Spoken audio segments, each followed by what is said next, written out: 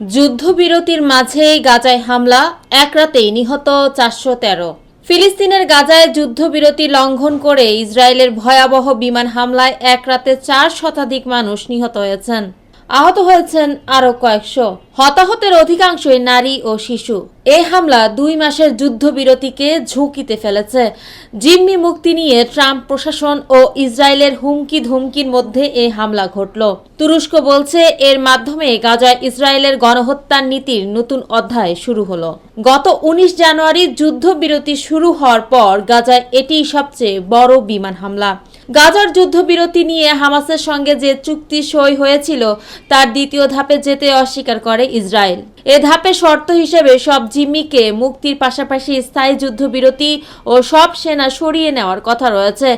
এসব শর্ত মানতে নারাজ ইসরায়েল। প্রথম ধাপকে দীর্ঘ করে অবশিষ্ট সব জিম্মির মুক্তি চায়।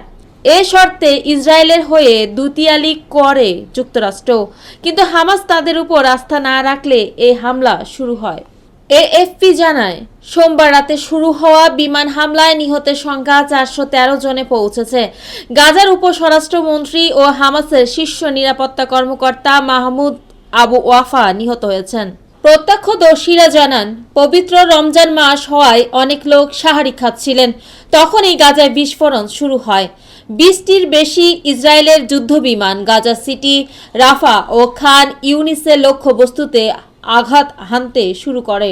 প্রাথমিকভাবে পাওয়া তথ্যে নিহতদের মধ্যে 50 জনেরও বেশি শিশু ও 28 নারী রয়েছেন। রেড ক্রস জানায়, গাজার হাসপাতালগুলোতে উপচে পড়ছে হতাহতের ভিড়ে।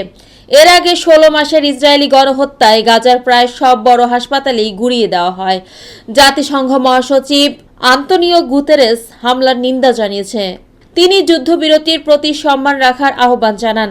হামাস ও ইসরায়েলের মধ্যে মধ্যস্থতাকারী মিশর এই হামলাকে যুদ্ধবিরতির সুস্পষ্ট লঙ্ঘন বলেছে।